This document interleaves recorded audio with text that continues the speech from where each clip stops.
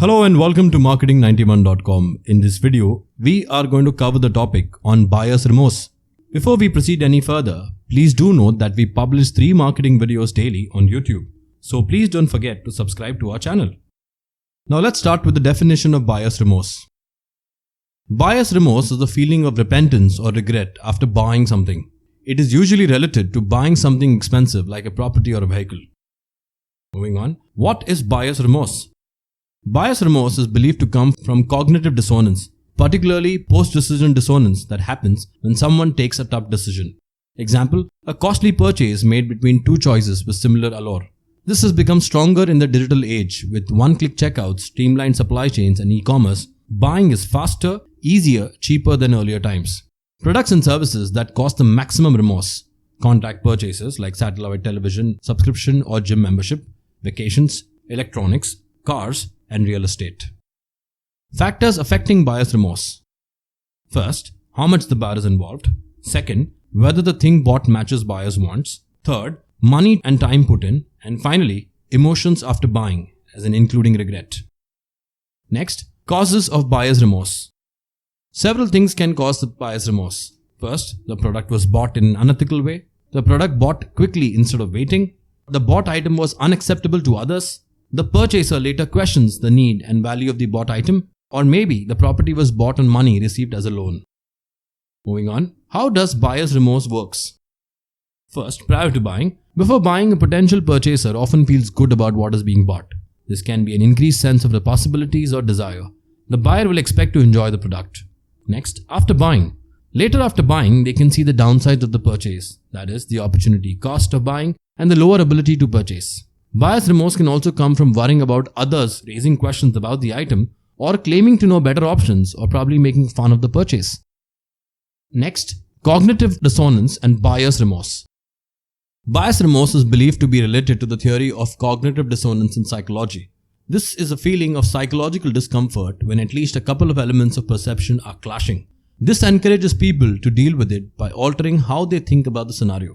If a purchaser is expected to feel psychological discomfort or buyer's remorse when they invest more resources such as cognitive capabilities, time and money in buying items.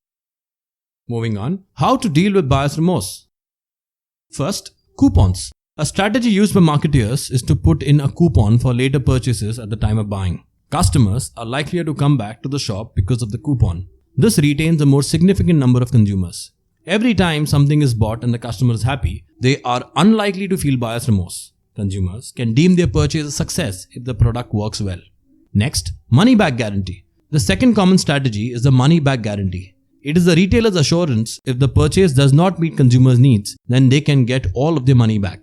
This greatly lowers buyer's remorse as it makes the choice alterable immediately. Next, buyer's remorse example. Thinking if the automobile is really needed. Thinking if the right car has been bought. Thinking if one was fooled into buying or was lied to. Thinking if the vehicle should have been bought in the first place. One might wonder how the money spent on the car could have funded their children's education. Or one might check out rival models and think about what could have happened had they been purchased. They could start seeing drawbacks in performance or quality. Next, buyer's remorse and Federal Trade Commission's cooling off rule.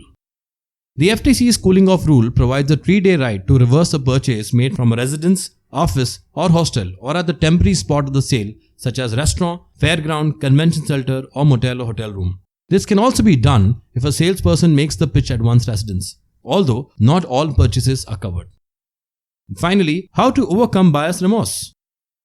Quick pointers. First, stick to the budget while shopping. One can follow a budget even when using a credit card. Next, make a shopping list. One can make a shopping list of what is needed and to follow it. Next, use a cooling off day to look up more information and weigh choices. The cooling off day provides an excellent opportunity to go through choices, especially if this was not done before. Next, take some time before buying big. A day can be used to go through the purchase decisions. Since choice is almost made, the brain acts as if the thing has already been bought. And finally, cash rather than credit. This makes sure that the budget is tight and prevents a high credit card loan. Spending cash still causes remorse, but this prevents large purchases from being made. So that's it folks, this brings an end to the topic on buyer's remorse. These are some of the sources and links referred to for the content in the video. If you've liked the video, do subscribe to our channel where you'll witness 3 new videos daily. Additionally, if you want to view these videos in an organized manner, you can visit freecourses.net, where all our videos are arranged in the form of courses. Thank you and see you in the next video.